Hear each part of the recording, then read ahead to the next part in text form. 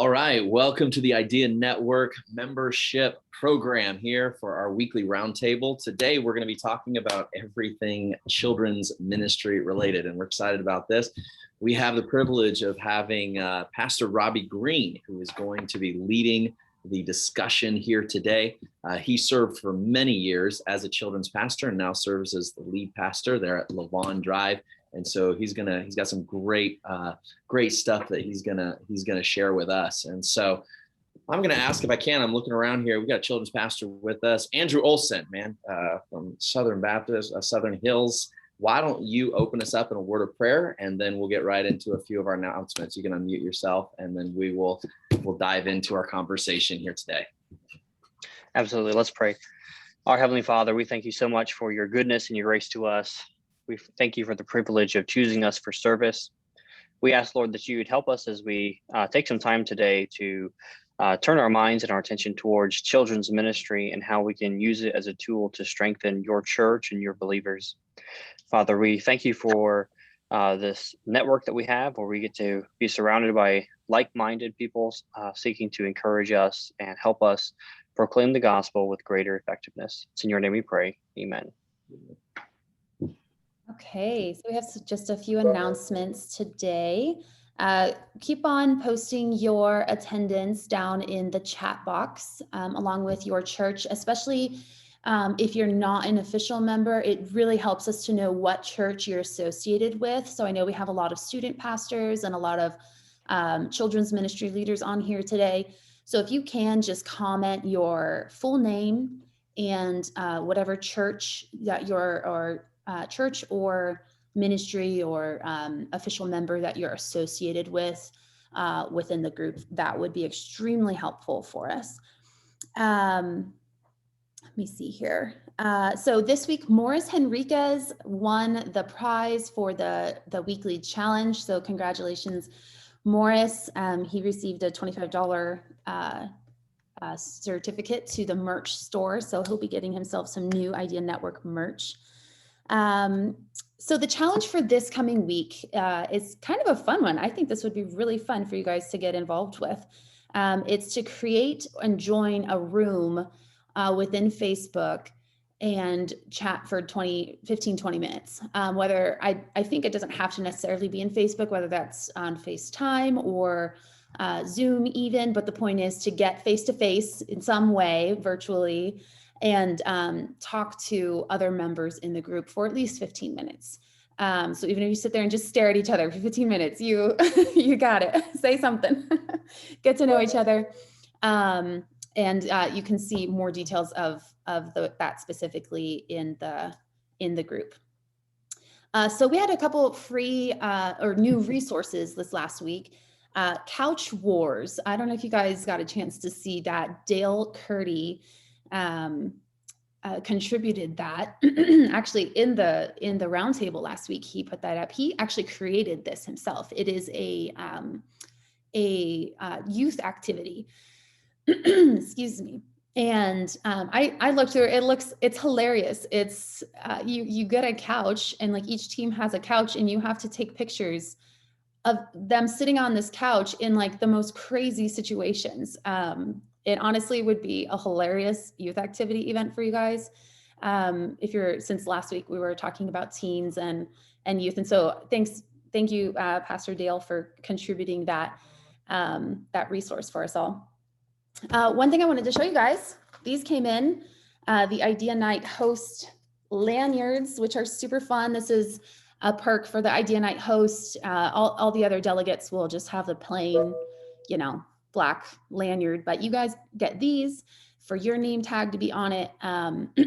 Since I made the announcement last week, I had 6 new host sites come in over the last week, and 3 of them were within an hour of each other. So that's what I mean when I say, if you guys want to host, really hop on now, because there is that 2-hour limitation, unless you're in a metropolis or a really densely populated area, and both your sites could sustain 40 people or 20 to 40 people. We don't want you to cannibalize each other, but just within the last week, we had 6 jump on. So If you are wanting to do that, don't wait, because there are just some limitations. We would love for you to host maybe, but we've already promised it to someone else. And you get this cool lanyard. So, that's all I have. Pastor Greene, it's all yours. Awesome. Well, glad to see everybody today and thankful for the opportunity to really talk about something that I'm passionate about, which is children's ministry. I spent 16 years as a children's pastor before I became the lead pastor of our church. And I really believe this. I've traveled to a lot of churches in my days as children's pastor. I never saw a church that was growing and moving forward that did not have a totally effective children's ministry. And sadly, I found many times this is an area that is glossed over and just really is not much attention given to. And so I'm very excited to be able to speak about something that was so important to me. So I've really got just 4 areas that I want us to just look at today very quickly. First of all, I want to just encourage you with this thought: start where you are. It seemed like so many times when I would travel to different churches to help with children's ministry, we would spend a lot of time talking about some grandiose plan for the future and never got to second base or first base. Start where you are right now. So it may not be what you want it to be. It may be in intensive care and need a lot of work. You may be thriving and doing great.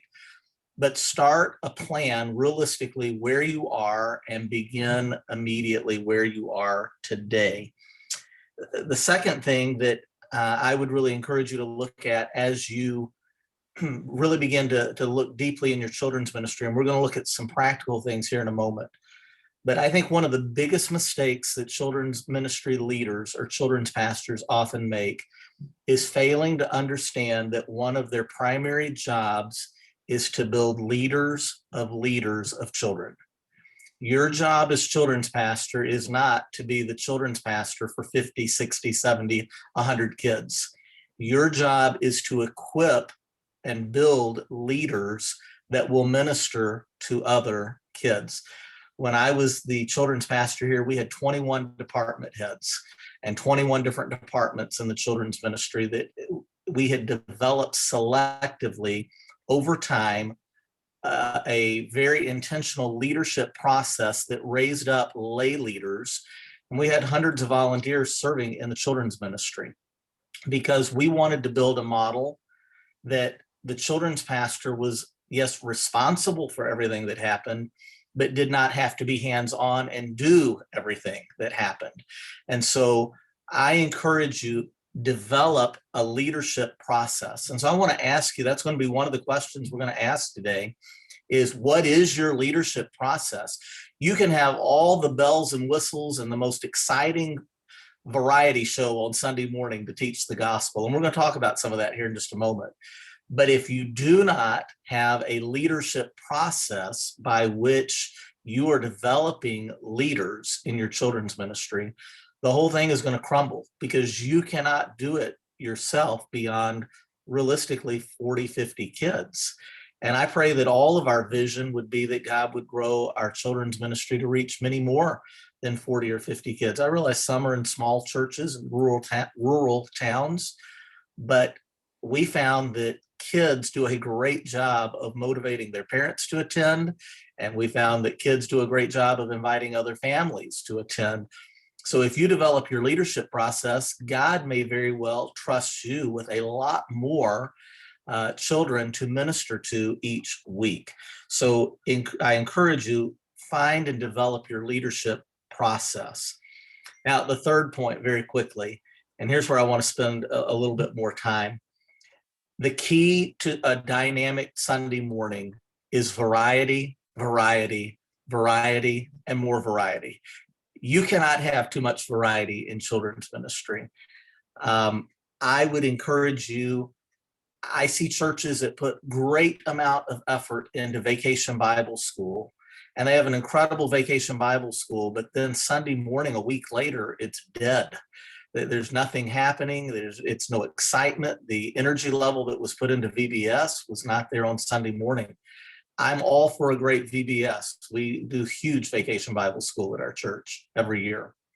But I would encourage you to put that same energy into Sunday morning. So what are some areas that you can do? Interpretive drama.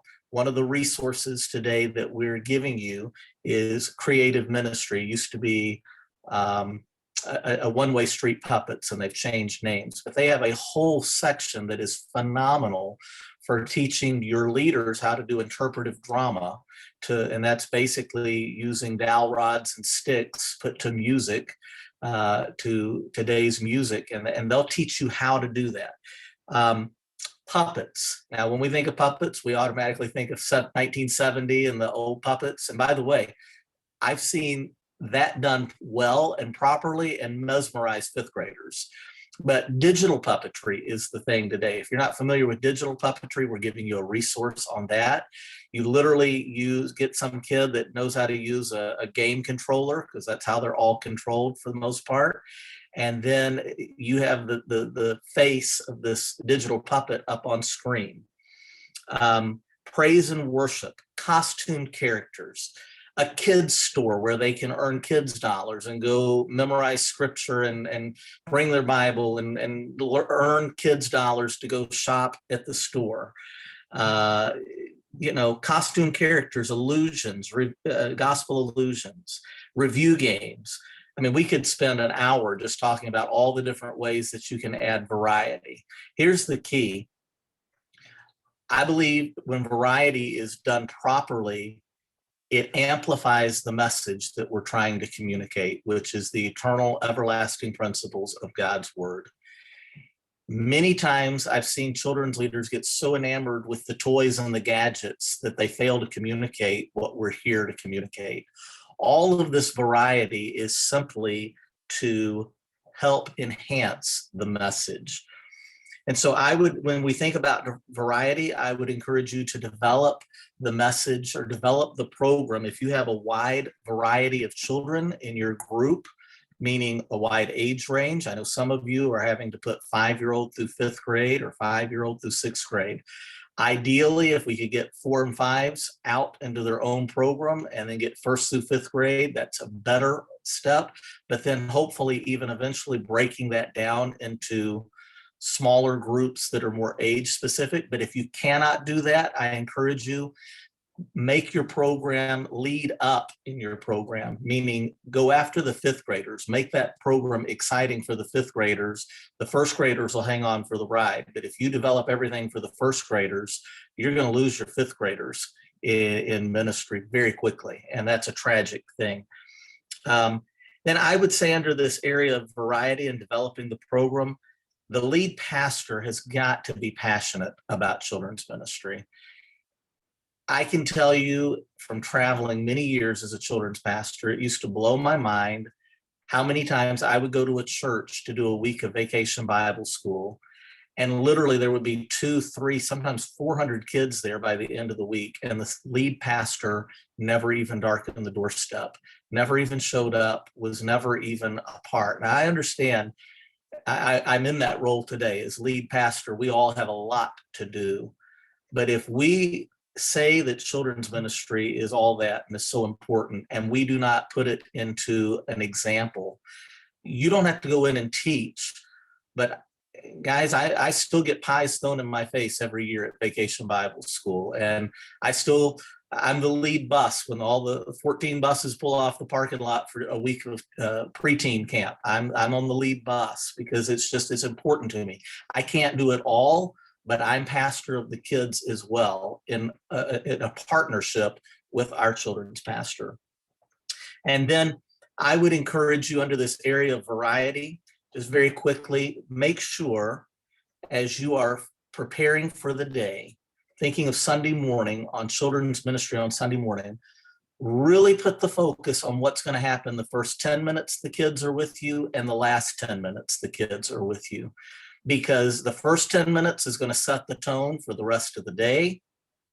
The last 10 minutes, you want those kids walking out begging mom and dad to come back the next Sunday. I have found one of the greatest ways, pastors, you want to build your church, get a children's program that is so energetic and so upbeat and so energetic that the kids are begging mom and dad on Sunday not to leave. I used to love it as children's pastor when I would hear reports about the kids did not want to leave on Sunday morning. They wanted to come back. If you haven't figured this principle out in America in 2021, the parents do a great job of obeying the kids. And so if the kids don't want to go to church on Sunday morning, guess who's probably not going to roll out of bed and take them to church on Sunday morning? And on the flip side, if they want to go, they're going to be there. They're going to drag their parents there. And then the fourth and final point that I want to give you today, and as we wrap this up, is, and I appreciate so much, Caleb spoke to this last week and did a phenomenal job in student ministry. I was blessed by that. But develop the program, and then the dollars and the ministry budget will follow. And I think that was very important last week. I think it's important that we say it this week. So many times I would go in as children's pastor and help a church, and they would say, but we don't have any money. You don't have to have a ton of money to be creative and create. Now, it helps, there's no doubt. Children's ministry needs to be funded. But you start developing an energetic program and you're able to show your pastor where the church is beginning to see the impact as a whole because of your leadership. I promise you the pastor is going to make sure you get the funding that you need and the dollars that you need. So how do we develop where we are? I could do a whole workshop on this. We don't have time for this today. But in a word, I would encourage you as a children's director, children's pastor, children's leader, develop a resource center for your workers. Now, when I say a resource center, ours literally started as a little closet where we provided all types of resources from markers and crayons and construction paper and glue to curriculum needs. And that has grown through the years to now we have a 3,500 square foot resource center that is fully decked out with all types of resources for children's ministry workers to use. Why do I park on this? Because one of the areas that I see happen often is there's enough money going into the children's ministry, but it's not being wisely spent. In other words, we don't need to buy crayons for every class and every kid. We can share boxes of crayons among multiple departments. We can share resources out of a resource room, a resource closet, a resource center to help fund and make those ministry dollars stretch further. In developing a resource center, I would encourage you to develop a scope and sequence of where you're going in your children's ministry. That's one of the big downfalls of children's ministry. We spend all of our time talking about Jonah and the whale and Moses and Noah and the ark. And we rarely talk about some of these really deep doctrinal things that kids need to hear. I remember one of the most popular messages or series that I spoke in upper children's ministry for many years was a series through Revelation. The kids loved it. And they were just as able to comprehend and fathom what was going on as the adults are.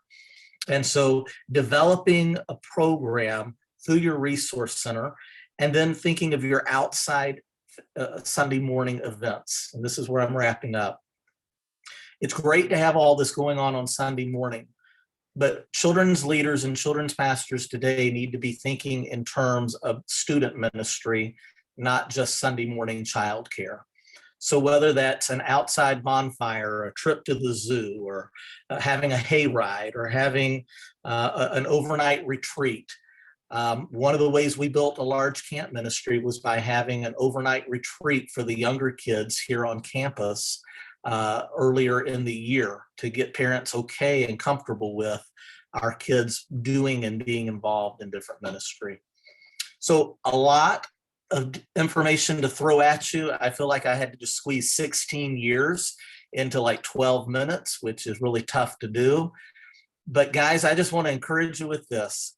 If you will put the effort into your children's ministry and put the money into your children's ministry and develop the leadership necessary to support the children's ministry, the church as a whole will have a major win.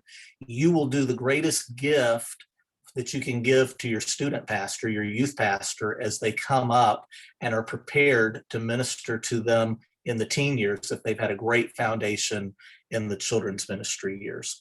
So I'll turn it back over to Kylie or Josh. I'm not sure who's handling the questions today.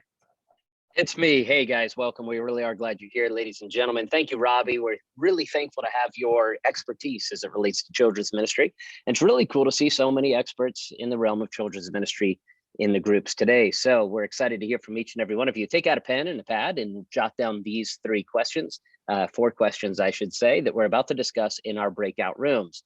Question number 1, what is your leadership process for developing children's ministry leaders? Do you have a leadership process? Do you have a leadership pipeline? How do you maintain those, gain those nursery workers, children's workers, and bring them into your program? Number 2, what are some ways, and really our leaders for the breakouts really need to focus on that question. Practically, are you having a process? Number 2, what are some ways that you can add variety to your current children's ministry program? Are we doing the same thing every week? Is there variety? Is it exciting? What is that? Robby used the word energetic, I think probably 6 or 7 times.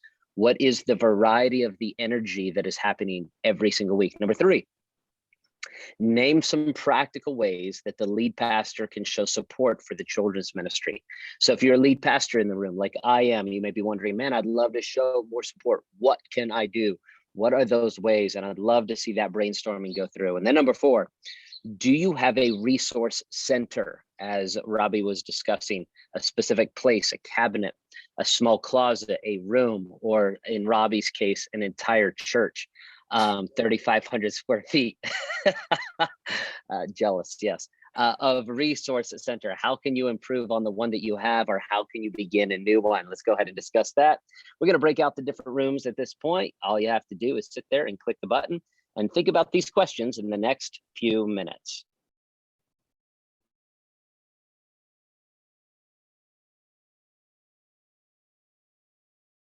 Our breakout room. Glad that you could be with us. So, hey, we want to take advantage of every moment that we have. And there's a couple of things that I want to give you that I just ran out of time on the front end. So let's start with question number 1. What is your leadership process for developing children's ministry leaders? What does that look like for you right now? Who would like to speak to that?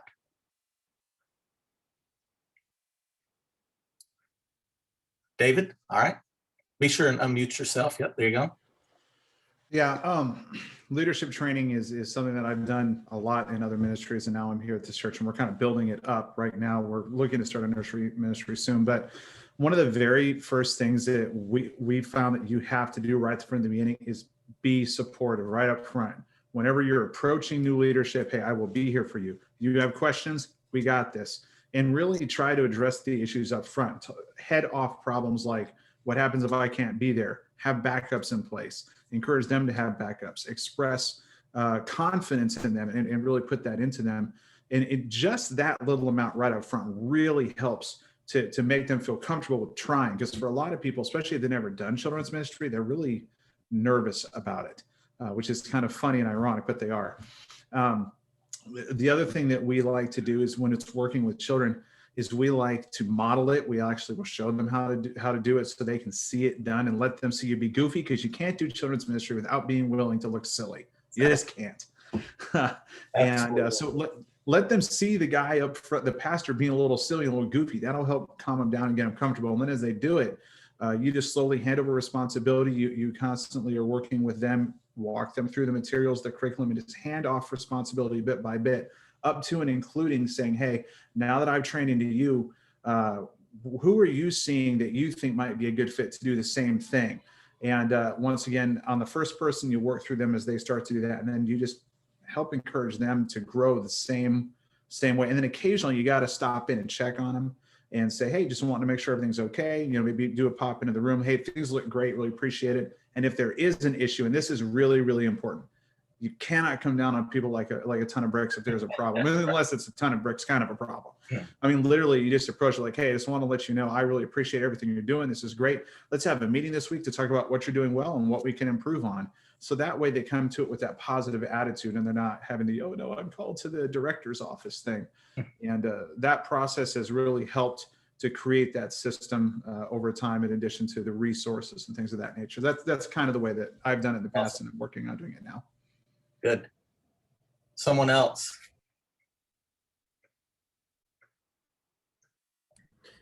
We work at kind of same kind of a process, but the biggest thing is getting them to volunteer for the kids ministry, like letting them, getting the people to literally volunteer, whether they know they're a leader or not, they're about to be.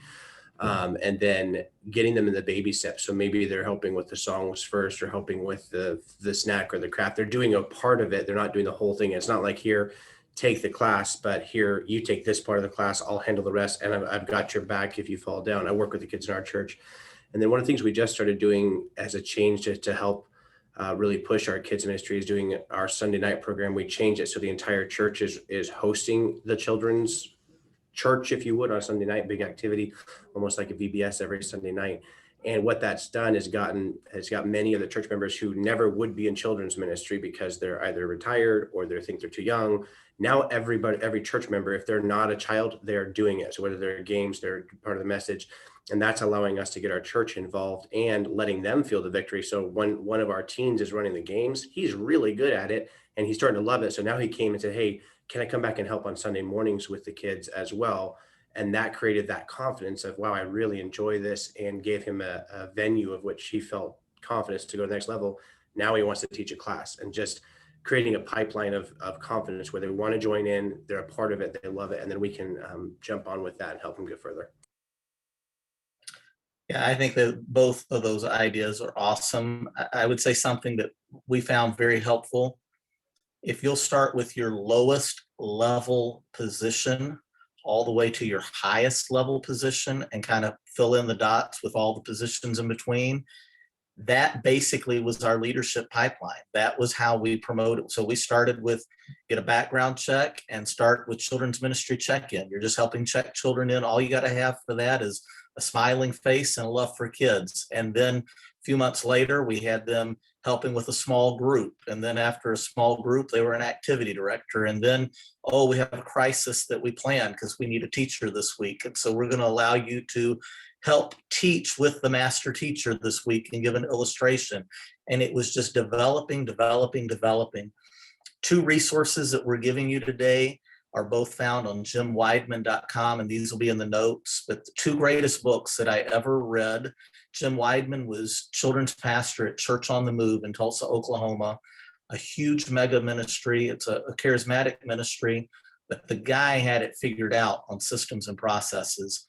Children's Ministry Leadership, hands down the best book I ever read in children's ministry leadership was that, and then Volunteers That Stick. Both of those books, if you'll read them or get your workers to read them, it'll revolutionize your children's ministry. Okay, someone else like to speak to that?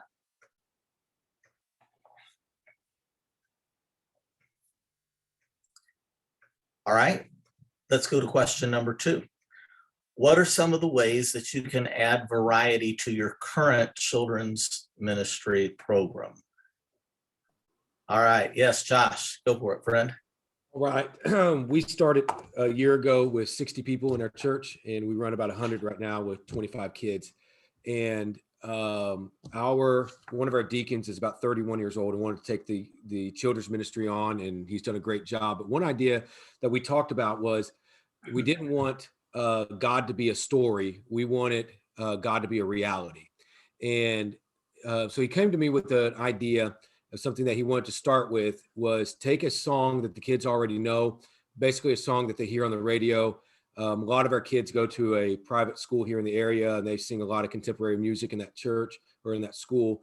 And so we took this song Waymaker and we broke it down, the chorus, we broke it down, and each lesson was one line of that chorus. And so they would just crank up the music and sing their guts out for the first few moments of children's church. And then The lesson would be on Waymaker or Light in the Darkness or whatever. And why do we say that about God? Why do we say that he is a Waymaker? And then they would teach for a few moments on that. And then once they got through that song, we brought them up on stage on Sunday morning and let them sing their guts out, Waymaker, and we just had a good time with it. But that was something that we've done, and it worked so well that we went ahead and we're doing a second song now, and they're even preparing to do a third song coming up. That it just knocked it out of the park with the excitement and with them going home and singing, and then of course when they were on stage, it brought in 30 first-time guests, just family members coming to see them sing this song. And so it was really a good idea that he had, and I was glad that we did it. That's awesome. Yeah. You get the kids on stage, you will have a full house. I promise you that. Yeah. All right. Someone else like to speak into that?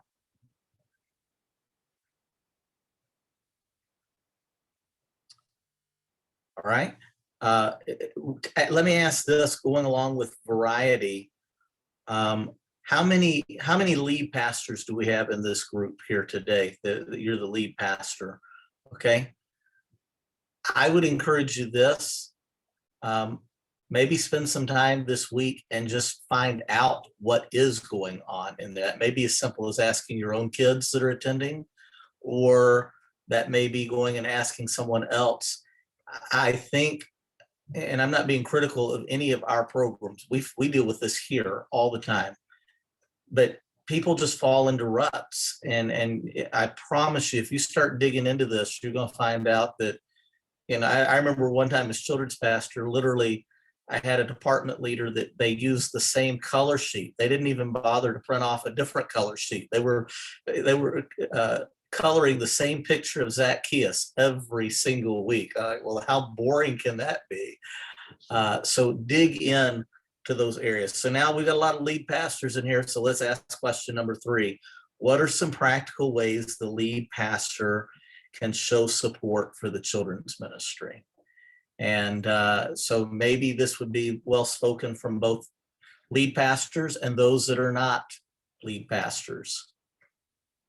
Who'd like to speak into this first? Okay, Josh?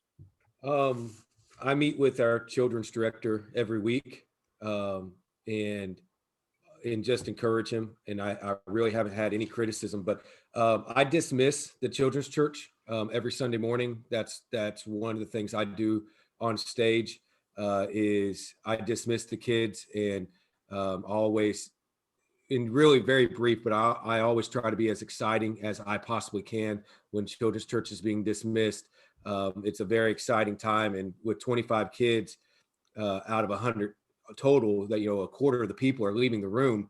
It's a chaotic moment, but we get a time just to have a lot of fun, and everybody gets to yell and scream as they go through the church on their way out the door and up the stairs. Yeah, very cool. We don't have kids in our building, and Adam, will come to you here. We don't have kids in the service anymore. It's just not practical. But one thing we did for a lot of years when we would dismiss the kids from the church service, I would meet with them first, and we had a surprise box. And the idea was just very simple. The kid got to bring it. It had to fit inside the box. It couldn't be bigger than the box. But literally, I'd call all the kids together. I'd open up the surprise box, and I'd see for the first time whatever they put in there. And then I had to relate it to a Bible verse or a Bible topic. Kind of puts the pastor in the hot seat for a moment. I found the adults were just as engaged as the kids were, because they wanted to see the pastor get stumped and not be able to figure it out.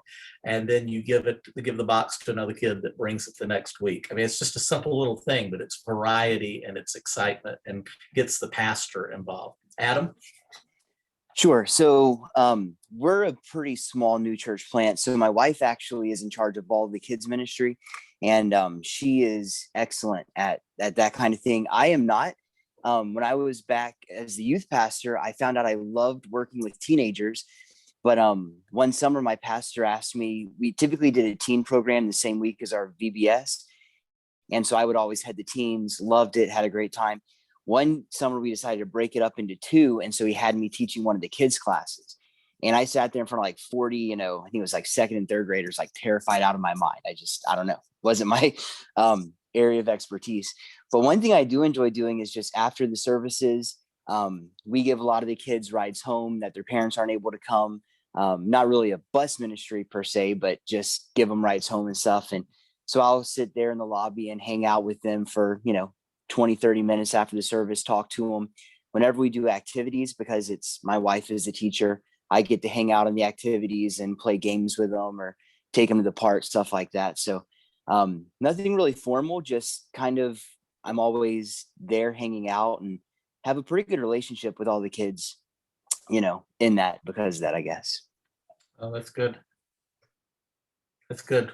What are some other ways, pastors, that we can show involvement and support of the children's ministry, or maybe from a layperson that's not a senior pastor?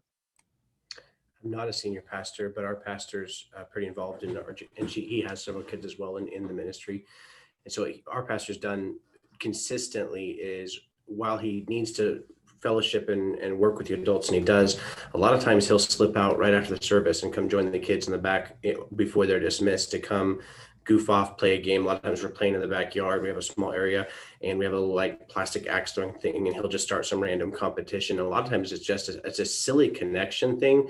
And they don't need him to come teach the class. They're already getting Bible lessons, though he could. It's not that he needs to come preach. It's a connection thing where they know that he loves them because he spends time with them.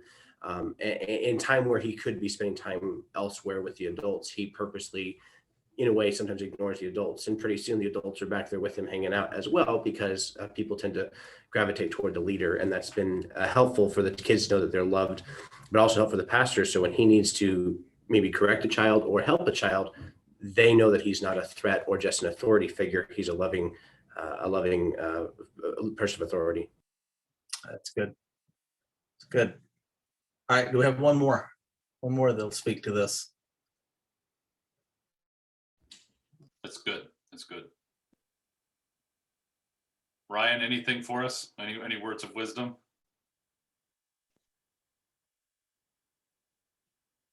On the variety, I just completely echo what Brother Robby said. It can't be the same, you know. From a week to week, even the old school stuff. You know, I went back and I scanned all of our flannel graph stuff, and I digitized it with like iMovie and started making little movies out of the old flannel graph things, and took something that we already had on hand with a scanner and you know, a couple hours, and you can make little digital videos out of them. You know, and the kids love them. The other thing is man, you can just get so much junk off YouTube. You know, just downloading little stories, little this, little that, you know, and just constantly keep it changing.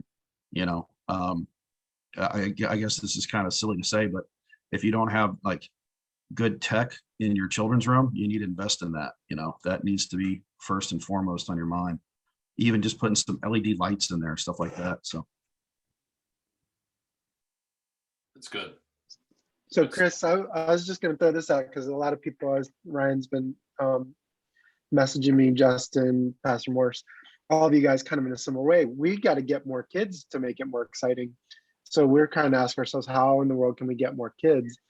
And one of the things that we're kind of mulling around, and maybe you guys can even do this, and it's not really your Sunday morning, but just to kind of get those kids would be, we're thinking about doing a community date night where you can bring your kids to our facility where we'll have a program for them. And then the parents can go out for 3 hours. And it's like bus ministry without buses, I guess, but doing it every now and again, because we've got to get people on here. We already have the trunk or treat, we have those other things, but we want to get them on our property a little bit more frequently, show them what we got, do an excellent program. So some of you may have already done that. I'd be more than willing. I'm definitely interested in hearing what you have to say. But for us to create excitement, not just variety, we need more tails in the seats. So we got to go and get them from somewhere. That's good. So one thing we did, Joe, is we did something called movie night, and that's an easy way to get people here, and that's all free. And really, I think it's playing the long game, guys, is building the relationships. My girls go to public school. My girls are on a soccer team. Mackenzie had about 10 kids at our last youth activity just from soccer and from school. So I think it's getting out there, building those relationships. Another thing we're doing this summer, we've never done, and we're doing a car show. I know it sounds silly, but we probably will have 50 to 100 guests, first-time guests at that event, just because we're doing something we've never done. We're going to feed everybody. We're going to have a Father's Day gift. And we have guys in our church that are involved in that. Those people have kids, you know what I'm saying? So it's just, I think sometimes it's thinking, what's something I can do that God can bless? And honestly, I thought we were just going to have 5 or 10 cars. That was my faith. And my guys are like, no, listen, we're part of these shows. They're closing these down. Let's do it. So I think sometimes it's just having those conversations or trying something. I'd rather try something and fail than not try. So just a thought. Along with the variety of having all the different fun events, we do all those and I love them. But what we have found that in 5th and 6th grade, what Robby said is true. They've heard Jonah and the Whale 8,000 times. They've heard all the big stories, Noah's Ark, a million times.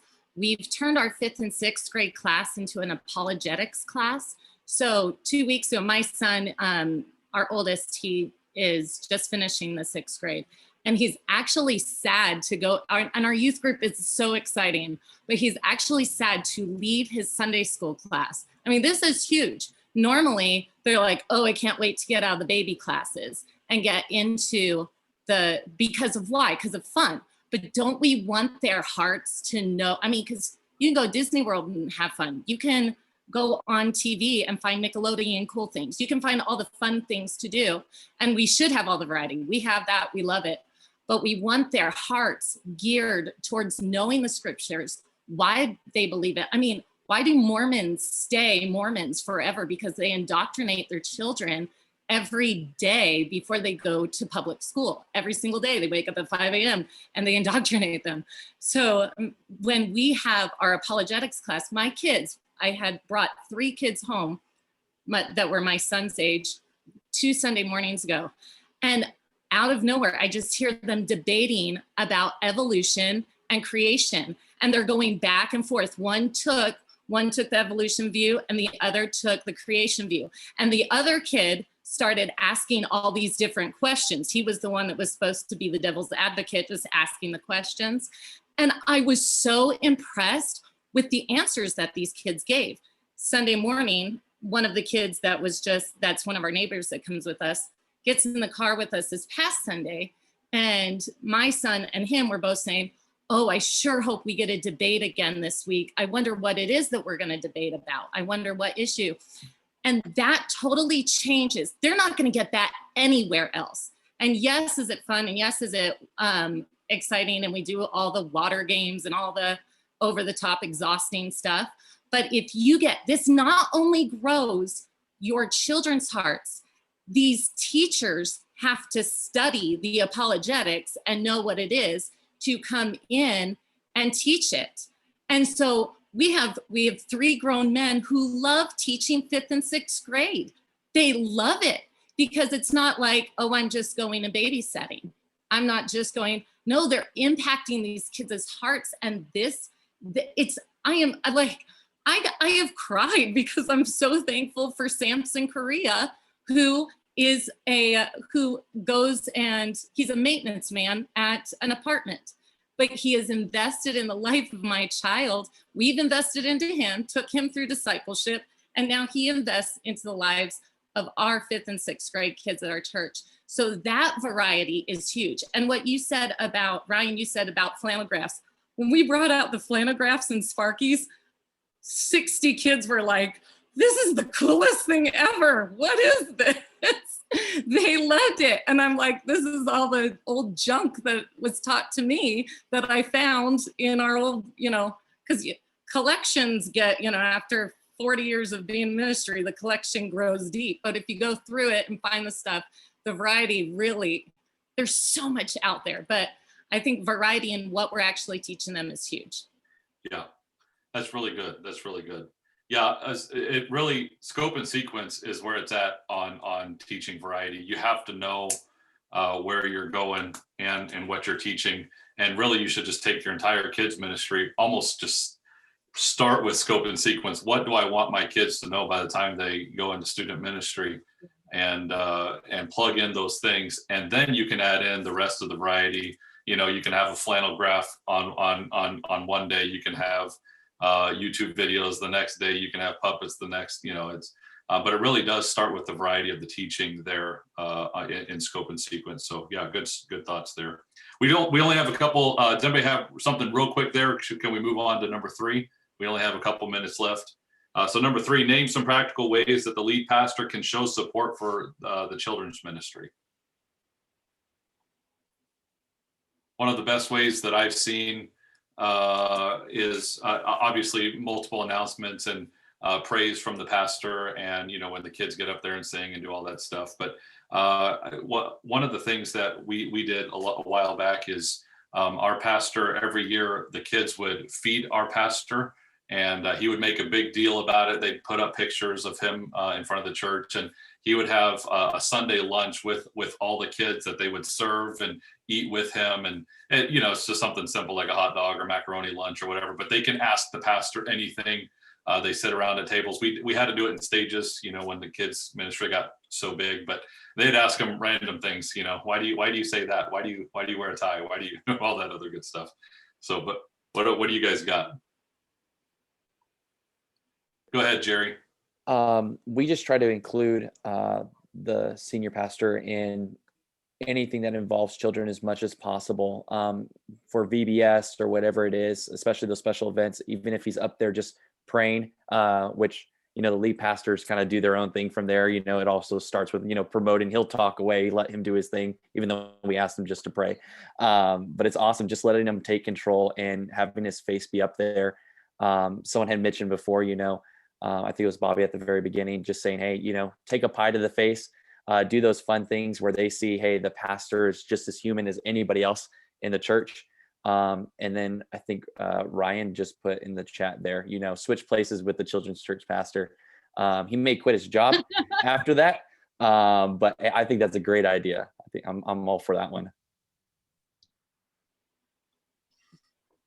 One of the things that we'd like to do is every once in a while get our kids up on stage during the service and have them lead the singing, have them usher.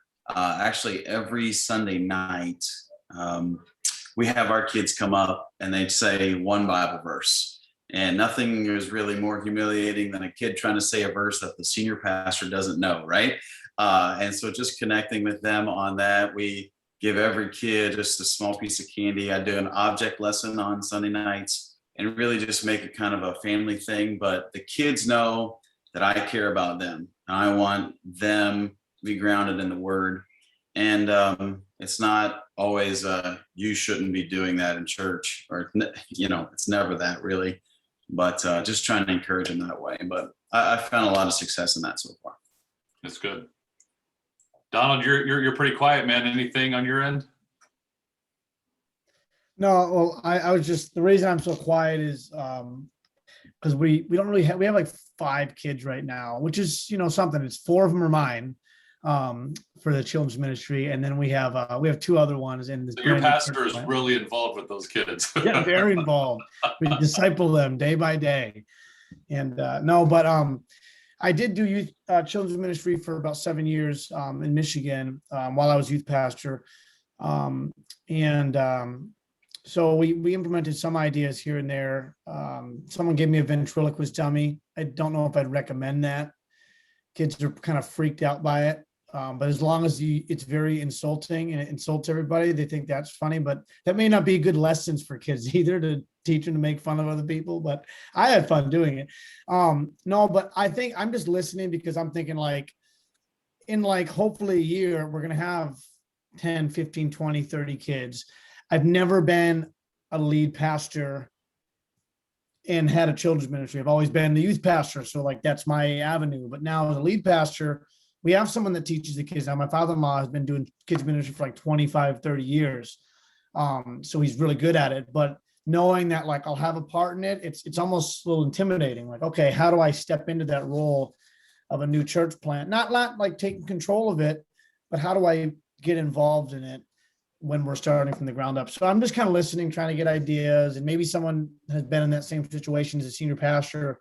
Like, how do you step back into that role, even a small part of it? So if I could step into that, Donald, so I have 3 daughters, and they're in children's ministry and youth ministry. And I think if our kids show that interest and they love it, it just trickles through your church. And I'm seeing that when I had them in the service and in kids, they just bring an extra energy. So I look at it as, man, it's an asset. It's such a blessing. You know what I'm saying? And I'm a pastor, and I just launched teens. So I'm kind of in that mixed role right now too. So really, really cool. Another great way, I think, to help with this is the youth pastor, whoever's in charge of the kids, give the pictures and the list of names to the pastor for him to pray over and memorize. So that way, when he sees somebody, walks by somebody, he can call them out by name and talk to them. And man, if the pastor knows your name, you feel like big stuff sometimes. So but you doing your part on giving the pastor the picture and the names goes. Real quick, let's rapid fire some 30 seconds to rapid fire some things on the resource center. How can you improve the one you have or begin one? Nobody? Well, all right. Come on, Ryan, you got something in that head of yours. What is that, a big head comment? Maybe. I would, with Robby, just start it, get started, just be intentional about it, organize it. Yeah. Just get some Dollar Tree bins, start organizing the crap that you do have, because you got plenty of it laying around in closets, and just start getting it available, Yeah, old ladies are great resources to donate. Seriously. All that stuff, so. Yeah, that is right up the alley of your senior citizen ministry. Yep. Go get them in there and let them organize the tar out of that. Give them a list of what you need, and they will make it happen. Yep.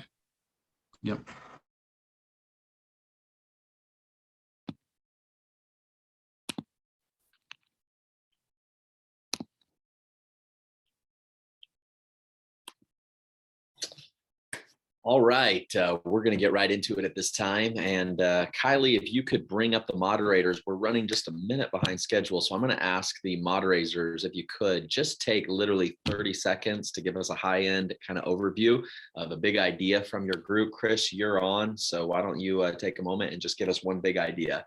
One of the greatest big ideas that we had was having your old ladies providing the resources for your resource center. They love to do that kind of stuff. And we just discussed that. And I thought that was absolutely fantastic. Very good. Yeah, perfect. Mike, why don't you take a moment, unmute yourself, and give us a 30-second kind of high-end idea. Okay.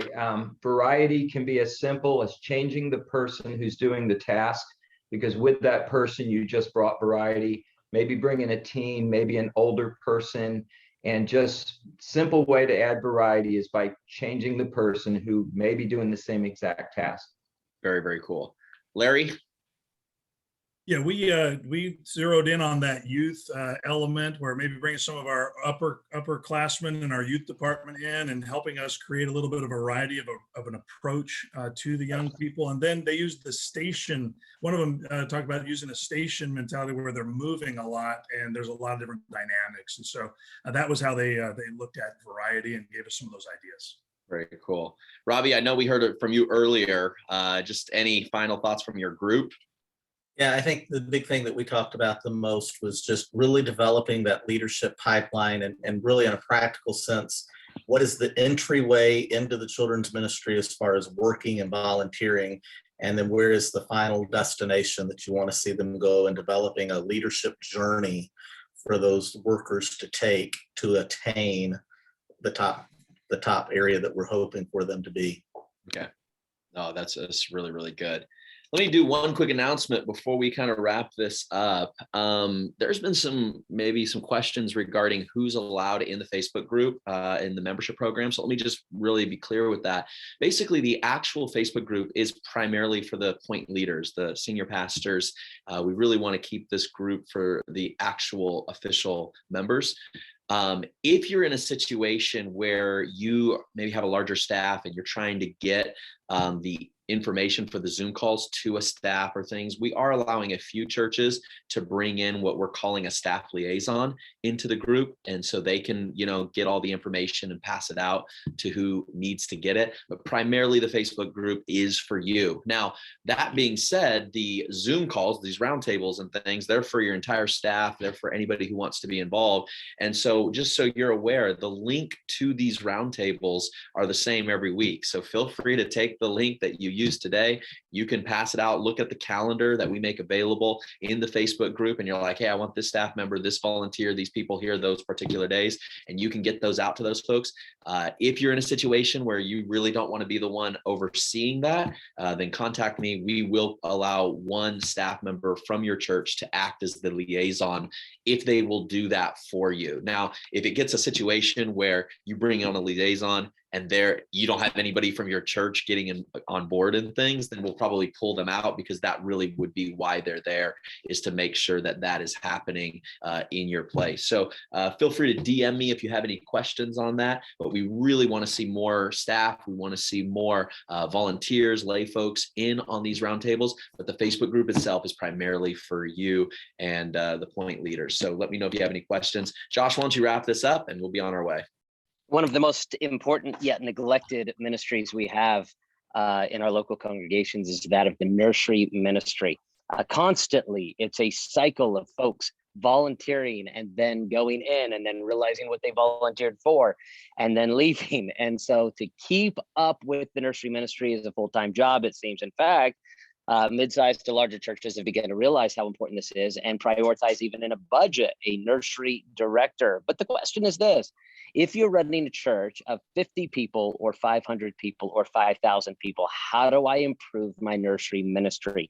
Next week at our virtual roundtable, we're going to be kicked off with our conversation with Neil and Charity Berkey. They're going to be leading us in the conversation about how to improve nursery ministry. What I want to encourage you is, as the lead pastor, be here for the conversation. As a next gen or children's pastor, have them there. Your nursery director, your Sunday school superintendent, or your nursery workers themselves. Anybody you can get at this conversation to be asking the question, how do we improve nursery ministry, is not going to be a waste of time for them or for your church. So I'm looking forward to that. And that's next week, of course, at 11 a.m. Pacific Standard Time or 2 p.m. Eastern Standard Time. That is next Tuesday. Looking forward to that. All right. Well, thanks so much for joining us, guys. And we hope to see you next week. Take care.